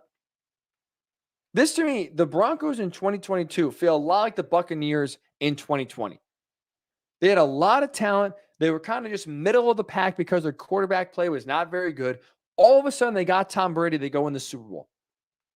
Again, you got to get an elite level quarterback if you're Denver. But if you can get one of the big 3 quarterbacks to go your way to Denver, they are, to me, the Buccaneers. They are the Buccaneers of the NFC. All of a sudden, overnight Super Bowl contenders and Super Bowl favorites. That's right for me. I have the Broncos job at number 1. Now it's tough, right? Because if you don't get those 3 guys, there's not a lot of options for you to truly get the most out of this team. But if you are able to win the jackpot, look out. Super Bowl contender. No other team, I think right now that's open, can say to themselves they are one player away from being Super Bowl contenders. That's why for me, Broncos, number 1, the most attractive job in the NFL. If you're a head coach, the Dolphins to me are the least attractive. So get your thoughts. Facebook, Worldwide Sports Network. What is the best head coach opening in the NFL? Which job is the best that's open right now in the NFL? Which is the worst? Which job, if you're a head coach, saying, I probably want to avoid that one. And get your thoughts when we return here. And also when we return, It is time for Hickey's Pickies. Christian Maldonado will join us, the fantasy football guru for at least 2021. We'll get his thoughts on every single wild card game, an extra edition of Hickey's Pickies with an extra game. We'll do that when we return. It's the Ryan Hickey Show right here on the Worldwide Sports Radio Network. It's the Worldwide Sports Radio Network. Do current market conditions have you nervous? Our experienced team of financial professionals at Heritage Harbor Financial Associates understands that no two investors are alike. We all have different goals, needs, and appetites for risk. That's why the one-size-fits-all approach does not work, especially when planning for retirement. At Heritage Harbor Financial Associates, we analyze your unique investment style so that you can work toward your individual retirement goals on your terms. Heritage Harbor Financial Associates can help you take steps to reach your retirement goals by providing a wide array of financial products to fit your needs, even for the risk adverse. Give us a call at 631-331-6599 to learn more or to set up an appointment with one of our financial professionals. You can also find us on the web at hhfa.org or on Facebook at facebook.com/hhfa.org. Our number again is 631-331-6599. That's 631-331-6599. Investments in stocks, bonds, and mutual funds and variable annuities are not FDIC insured and are subject to fluctuation in value and market risk, including loss of principal. Heritage Harbor Financial Associates offers securities through AXA Advisors, LLC, New York, New York. Member FINRA, SIPC. Annuity and insurance products offered through AXA Network, LLC. Edward Lehman has been a trusted insurance advisor for over 16 years with insurance solutions for auto, home, commercial, life, and retirement. He's located at 54 Sunnyside Boulevard, Suite H in Plainview. That's just 1,000 feet south of 495. Local agent, local advice. The time to think about insurance is before you need it. So do yourself a favor, and before you pay your next insurance bill, give Ed and his team a call, 516-935-3900, or visit them online at www.allstate.com/EL. Edward H. Lehman Insurance is your trusted insurance advisor. This is Mario Andretti. You know me as a race car driver, but I'm also a Meals on Wheels volunteer. I've raced against the sport's biggest personalities, but I've never met more vibrant, amazing people than the seniors served by Meals on Wheels. As a volunteer, you deliver a hot, nutritious meal and a friendly hello to someone just like your mother, grandfather, or next door neighbor. These seniors are inspiring people with incredible stories to share, and they love to see you. The smiles you get back are priceless. Delivering with Meals on Wheels is easy. You don't have to drive like me for it to be quick. You can volunteer your lunch break once a week or just once a month. With 1 in 6 seniors facing hunger and many more living in isolation, your lunch break can make a real difference. So, America, let's do lunch. Volunteer your lunch break at americaletsdolunch.org. This message brought to you by Meals on Wheels America and the Ad Council. Okay, Simon, what are you wearing right now? Nothing. That's right. And what do people normally wear? Clothes. Exactly. So now mommy's going to teach you how to dress yourself. Clothes keep us warm, they look good, and if we go out without them, the neighbors will talk. So it's important to know how to get dressed. Here's how it's done. Underwear always comes first, name tag at the back, then pants, then shirt. Get the first button in the right hole or you have to start all over. If you're wearing a tie, it goes over, round, through, and pull tight. Tuck your shirt into your pants and zip up your fly. Socks going first, then shoes right on right, left on left. With shoelaces, just take the ends, cross them over, switch the loops. The rabbit goes down the hole, pull tight, and you're left with bunny ears. I love bunnies. Good to know. Now remember, spots don't go with stripes, socks don't go with sandals, and if you've tucked in your shirt, wear a belt. Got it? Why are your pants on your head? Most parenting is hard to do in just 2 minutes. But spending just 2 minutes twice a day making sure they brush their teeth is easier and could help save them from a lifetime of tooth pain. For fun 2-minute videos to watch while brushing, visit 2min2x.org. That's 2min2x.org. A message from the Partnership for Healthy Mouths, Healthy Lives, and the Ad Council. It's the Worldwide Sports Radio Network. Welcome back to the Ryan Hickey Show, right here on the Worldwide Sports Radio Network. Welcome back into the Ryan Hickey Show right here on the Worldwide Sports Radio Network. The NFL regular season has commenced. We do want to congratulate at least the 2021 regular season champion. That is Preston Rooksbury Carmines. 6-1 effort for Rooks. We did not have a perfect champ like we did with Lauren last year when she went 5-0. but 6-1 is very damn impressive. So we give a lot of credit to Rooks. We congratulate him for being the regular season Hickey's Pickies champion. But now it's playoff time. This is where the big-time performers go to shine. This is where the big-time performers show up in the big moment. It's a super wild card weekend, so it's a super edition of Hickey's Pickies. Normally we do 5 games. We're doing 6. We're doing all 6 wild card games. And we welcome in a man I'm very excited for, a big football aficionado, but also a big fantasy football aficionado. Number 2, second place finisher in this past year's fantasy football league that we are both a part of. That is Christian Maldonado. Mald, what's up, man? Hey, man, happy to be here. Thanks for having me on. Yo, thanks for, first of all, making some time. I just, you just told me before, this is your first day back in the office in a very long time. So we're trying not to get you fired today, but I appreciate the dedication that you are going to risk your job for Hickey's Pickies. You can't beat that. Got to risk it, man. Got to risk it all. I think that deserves like a bonus point or two right there for just putting your job security on the line just to get some picks. I'll take any points I can get here. Now, Maul, you are a smart man. Do you remember what happened last year in the 2020 version of Hickey's Pickies for you? I try to forget, but I think I was, 1-5? 1-4. It did not go well, but you know what? That's a good thing because now it's almost, knock on wood, it's almost impossible to go 1-4 again. So you can really, for the most part, only go up. So 2022 is going to be a huge positive for you, I think. My redemption story, baby. You already finished second place in fantasy football this year, your highest finish ever. So I think we can carry that success over to the picks here, I think. Let's do it. All right. First game of the weekend, Mauled, Raiders at Bengals. Cincinnati, Joe Burrow's been obviously tremendous this year. The Raiders, a miracle story, making the playoffs, winning as we know. And, well, I will say the Raiders ruining the tie and what could have been really screwed a lot of people over. So I'm not a big Raiders fan at the moment. But to their credit, they won the game. They're in the playoffs. Raiders are getting 5.5 points on the road here. Going Las Vegas, going Cincinnati, Mauled. I'm taking the points here. Oh, I'm taking the points here, going with the Raiders. Loving my guy Hunter Renfrow. Helped me get into the finals this year. Okay, I like that. Going with my people.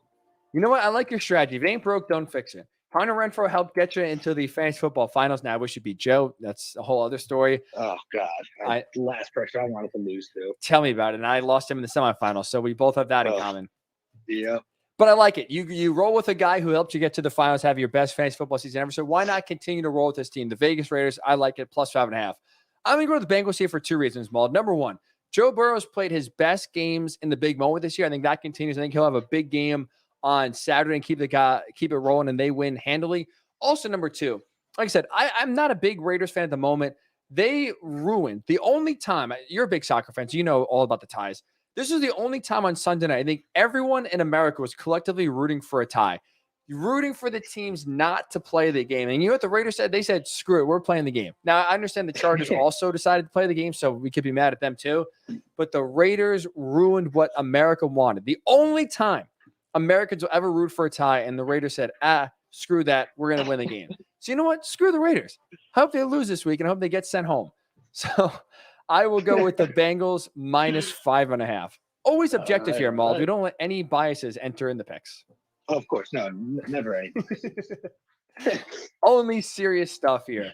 How about a big AFC East rivalry, Maul? Patriots at the Bills. Third time these teams are playing in 6 games. It's a team, 2 teams that are very familiar with each other. In Buffalo, it's going to be freezing cold. I don't know if you saw the weather, Mold. It's going to be like 0 degrees. It's going to be frigid, but what else? It's Buffalo in January.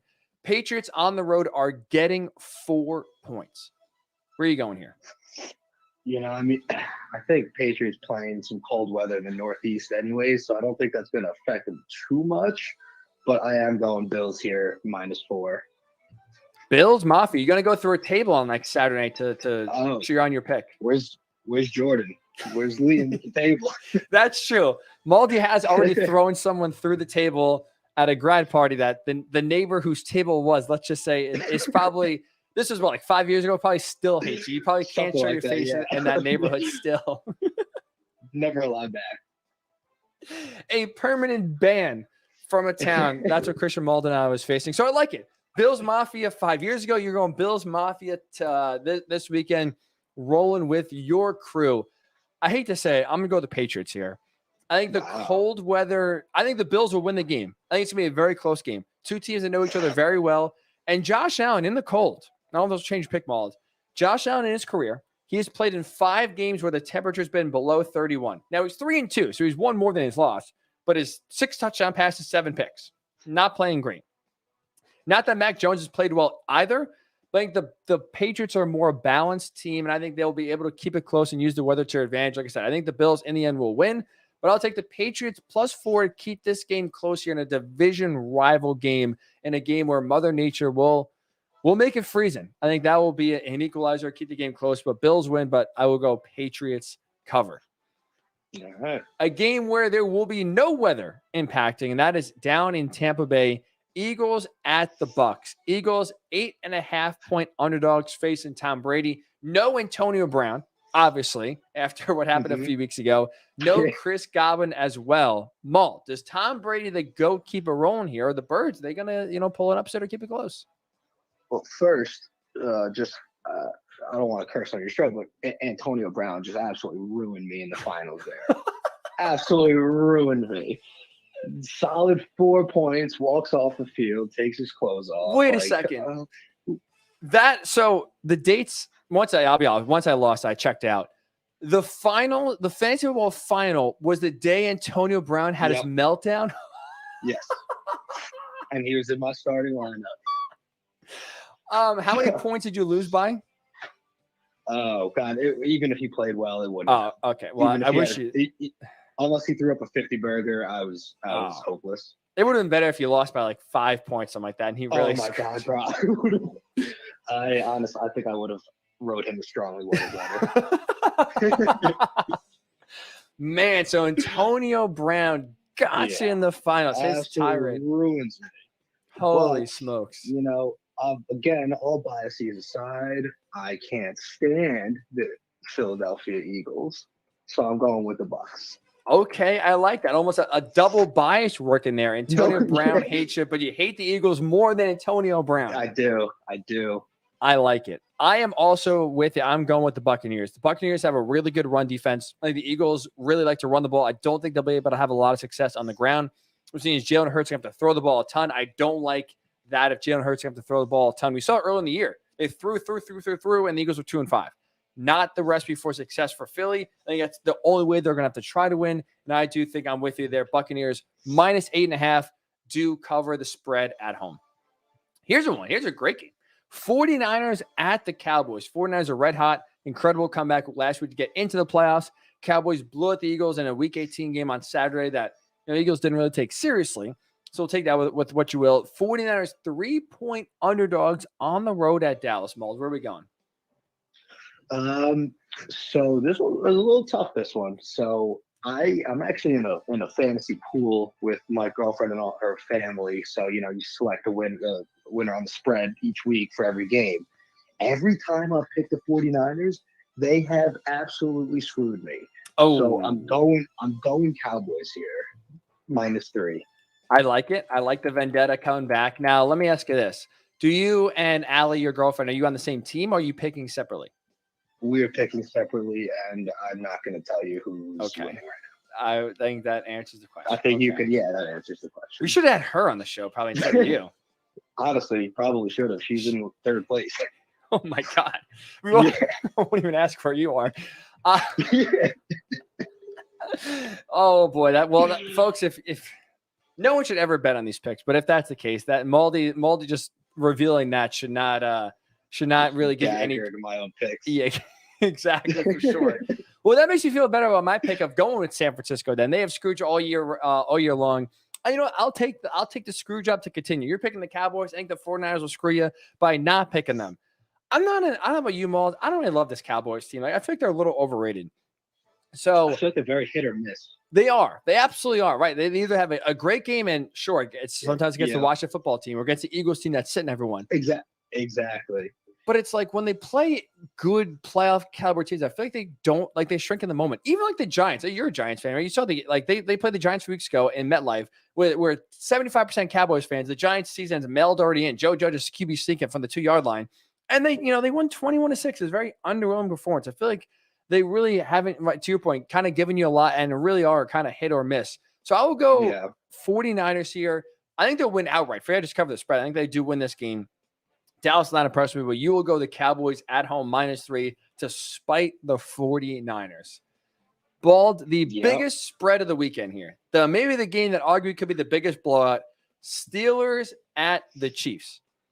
Steelers are 12.5-point underdogs on the road in Kansas City. That's a big number. Can Kansas City cover the spread? Or you think, will the Steelers keep it close here? That's a big number, and I do want to take the Steelers, but I feel like the Chiefs can absolutely ruin them.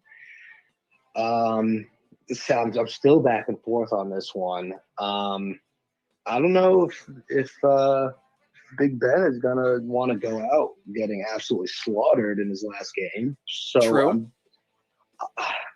I want to go Steelers, but I also I do think the Chiefs are just gonna absolutely run them over.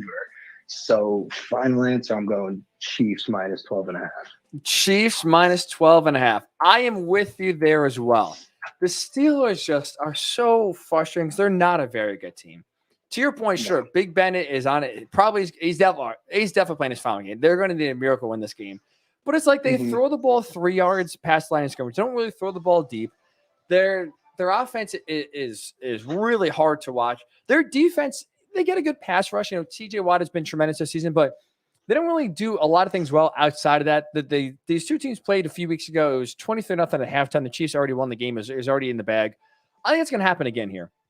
I don't think Kansas City is going to take their foot off the gas. I don't think Kansas City is anything to worry about. I think they will blow the doors off the Steelers, and Big Ben will ride out into the sunset on, I don't want to say a low note because it's kind of a miracle they made the playoffs in the first place, but it's going to be a tough game. A tough game for Big Ben, leaving Arrowhead Stadium for the final time. All right, so we're both on the Chiefs -12.5. That's never good. We're both in agreement there. Final game, Wald. A Monday night special here in NFC West divisional game. Cardinals at the Rams. Both teams kind of limp it to the finish here. Cardinals on the road in SoFi Stadium will be getting 3.5 points. Going the Cardinals here or the Rams? So I think the Cardinals are another team like the Cowboys, kind of been hit or miss. They've lost games they really shouldn't have when they've put in good performances against good teams. So I think I'm not going to say they're frauds, but I'm going to go Rams -3.5. Wow, you're going to say the F word. Say the F word. Frauds. Cardinals are frauds. I am with you there. Now, I'll be honest. The Rams exactly don't inspire a ton of confidence with how they played. Right, yeah. But I'm with the Cardinals got to such a hot start. And I feel like this is like who their head coach, Cliff Kingsbury, is. Like he goes to great starts and then he just flops at the finish. Even like last week. Completely died down. Mold, they were at home last week in the final game of the season. They still could have won the division. If the Rams lost, which the Rams did lose, if the Cardinals beat the hapless Seahawks at home, they are division champs, and this game is at home. And instead, Russell Wilson, I think, playing his final game with the Seahawks. The Seahawks just don't inspire any confidence. Their offense has been kind of blah all season long, especially since Russell Wilson got hurt. And they lose to Seattle and allow 38 points in the process. Like, that's a game where you just have to win. They beat the Cowboys 2 weeks ago, which I thought was very surprising. I picked the Cowboys to win, and I thought, even though the Cowboys, I'm not a big believer, the Cardinals just on a tailspin where they were not going to get out of it. They get an impressive win on the road in Dallas, and they followed up by laying an egg in the final game where they could have won the division. I'm with you. Frauds. Total frauds. I'm taking the Rams at home -3.5. Rams are going to win this game. So we are in agreement here on a few picks. We're both on the Rams -3.5. We're both on the Chiefs -12.5. You are on the Cowboys -3. I'll take the 49ers. We are both on the Buccaneers -8.5. You're on the Bills -4. I'll take the Patriots +4. And finally, you are on the Raiders +5.5. I will take the Bengals. Mauled, man, this is a blast having you on. I don't want to keep you too long because I don't want to get you fired from your job on one of the first days you return to the office. But I will say this is a 6 gamer. This is a big spread that usually we only go 5 games. So this is yeah. I think you already got a bonus point for, again, risking your job security by joining us here. And now, I think things are after last year. I think this is a big reversal of the tides. I think a big year is coming for you. 2022, the year of Christian Maldonado. Second place in fantasy. Go what? Let's see. Let's say go 4-2 here. Okay. And let's locking that in 4-2. Locking it in. He's calling a shot. You know what I like about you, Maldo? Everyone, I don't blame him. I do the same thing. A lot of people go, we're going 5-0, we're going 6-0, we're going undefeated. Maldo goes, I'm shooting for 4-2 here. I don't need to have a perfect season. I just want to have a winning record. Hey, I couldn't come in first place in fantasy. Not going to do it here. So very fair. Keeping the bar reasonable. That's why I love you, Maldo. That's all of it. Well, thanks for coming on, man. I appreciate the time, and best of luck. Man, thanks for having me on. Always a blast. The football expert himself, Christian Maldonado, the fantasy football second place finisher. Things are looking up for Maldi in 2022. The year of the Christian Maldonado is what I heard 2022 is. So we appreciate him coming on here. We'll see how the picks go. Fingers crossed. They are good. When we return here, we'll finish up. Speaking of wildcard weekend, which underdog is going to flat out win? Which favorite is in the biggest trouble of going home and getting sent home early? We'll do that when we return. It's the Ryan Hickey Show right here on the Worldwide Sports Radio Network. It's the Worldwide Sports Radio Network.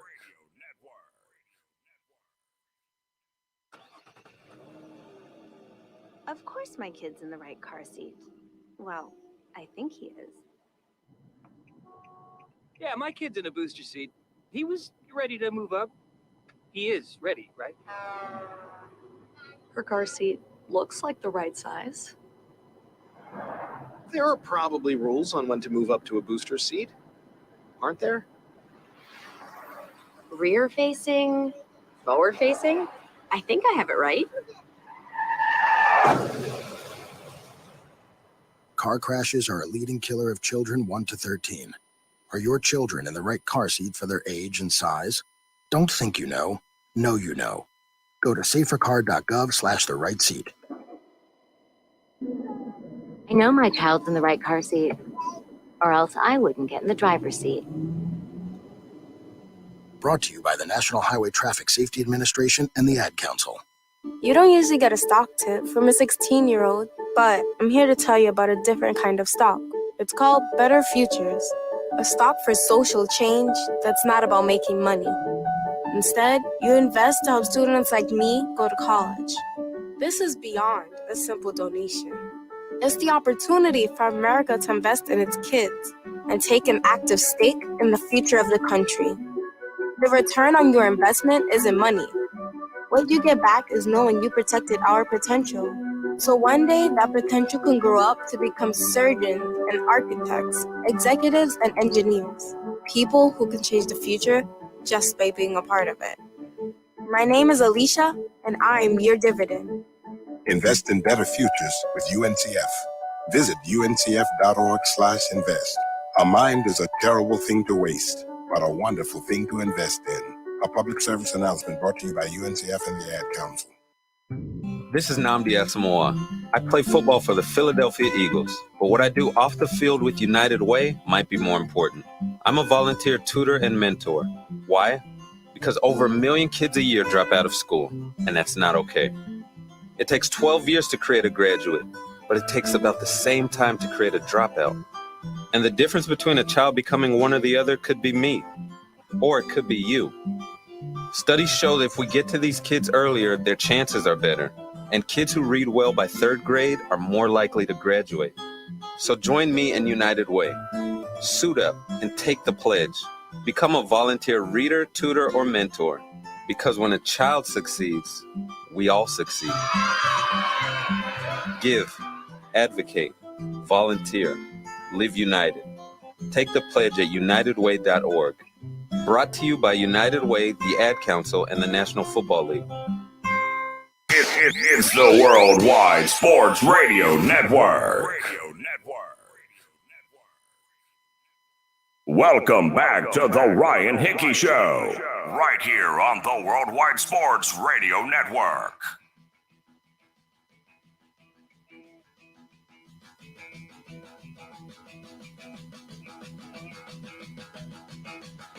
And welcome back into the Ryan Hickey Show right here on the Worldwide Sports Network. We appreciate Christian Maldonado, carving out some time from work to join us here on Hickey's Pickies to give us our wild card edition, super wild card weekend here of Hickey's Pickies. So we'll get those put up on social media. We'll also put the final regular season standings on Twitter as well to let you know who did well and who are the ones who struggle with the picks.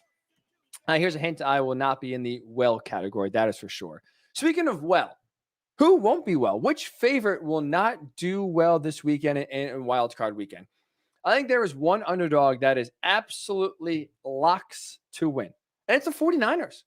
I think the 49ers are going into Dallas and beating the Cowboys. I love the way the 49ers are playing football right now. I think they're a bad matchup for Dallas. I think what the 49ers do really well, obviously they are a run-heavy offense. They have explosiveness through the run game that sets up Jimmy Garoppolo to make a few throws a game like he was able to do last week against the Rams. But you look at what this run offense is able to do, I think they'll be able to run up and down the field on the Cowboys defense. The Cowboys defense got a lot of attention this year, and rightfully so, right? Last year in 2020, they were one of the worst units in the NFL. They were god-awful. And to Dan Quinn's credit, excuse me, coming on in, turning this defense around, they have now really worked themselves to be obviously way better than last year's defense. But the thing, though, is for Dallas, the reason why they've gotten a lot of attention is because they forced a ton of turnovers. But they're not that great at actually just flat out stopping teams. They do rely on turnovers to kind of change the tide and help them get stops. And that concerns me. Like, look at their turnover differential. They are plus 14 turnover differential, tied for first in the NFL. They have the most turnovers forced in the NFL. They are tremendous at doing so. The thing that concerns me, though, is if you can't force turnovers against the 49ers, how are they getting stops? I don't think they are. They're just 19th in total defense. So, again, they have turned the corner big time from 2020 to 2021. They're not 32nd or 31st or historically bad in terms of pass defense like they were last year. They were really, really bad last year. So this year it's turned around, but it's still not great. It's still not a unit I feel you can rely on to win you a playoff game, to slow down an explosive offense like San Francisco is bringing into Dallas. So if you're not forcing turnovers, if you're not getting a Jimmy G pick or a fumble, I don't think Dallas is getting many stops. And that is evident by, again, they're 19th in total defense. So sure, they create turnovers better than almost any team and almost any defense in the NFL. But if they're not getting the turnovers, they're not getting stops. So that does concern me. I think the 49ers in San Francisco will be able to have a solid run attack going. And not to mention, if San Francisco is scoring, if Jimmy G's throwing some nice passes, and Deebo Samuel, Elijah Mitchell running on the ground, and they're putting up points, can Dallas's offense keep up? It's a weird and it's a, frankly, maybe on the surface, a stupid question to ask. We're talking about one of the best offenses in the NFL, one of the highest scoring offenses in the NFL, total offense. All the stats show Dallas is one of the best offenses in the NFL. But here's the reality. The reality is Dallas has not really been a formidable offense since the bye week, since week 6. They have really not been consistent, and they have not been as explosive as the numbers would suggest. The first 6 weeks of the season, in 5 of those first 6 games, Dallas scored at least 29 or more points in 5 out of the 6.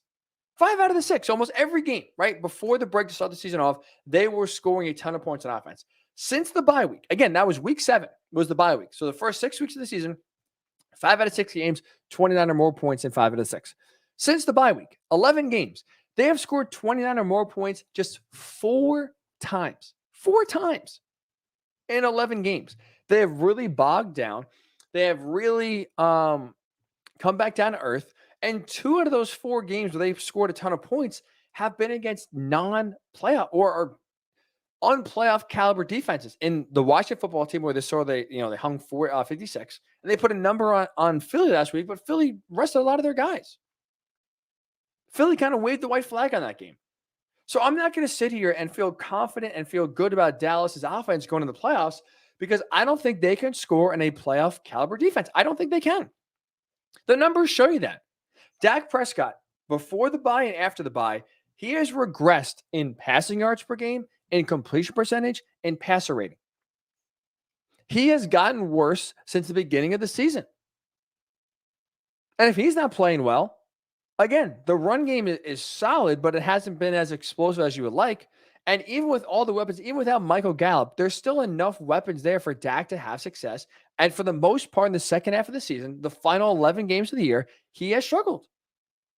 He has absolutely struggled. There's no way else to talk about it. So I think that's going to be trouble for Dallas, and I think we'll see it on Sunday. I think the 49ers, because of their ability to run the ball and control the time possession and kind of control the flow of the game, plus I don't trust the Cowboys offense to be able to keep up with San Francisco's offense. I think the 49ers are winning this game. Going on the road to Dallas, 3-point underdogs, they are winning this game and getting the upset. Now, the team I think that has the most pressure on them to win on Wild Card weekend is the Bills. Like, obviously, a lot of teams, the Rams have pressure because you get Matthew Stafford and you want to, have it work out. Cliff Kingsbury and the Cardinals have pressure after the hot start they got off to. The Cowboys have pressure to win at home and win a playoff game. We know Jerry Jones is desperate for the playoffs. I think no team has more pressure on them this wild card weekend than the Buffalo Bills. For a few reasons. Number one, the opponent you're playing is the New England Patriots. Since last year, when Tom Brady left to go to Tampa Bay, this was now supposed to be the time for the Bills to take over the AFC East. Now, to their credit, they've won back-to-back AFC East titles. But you split so far with the Patriots in the first two matchups, and now you're hosting them in the playoffs.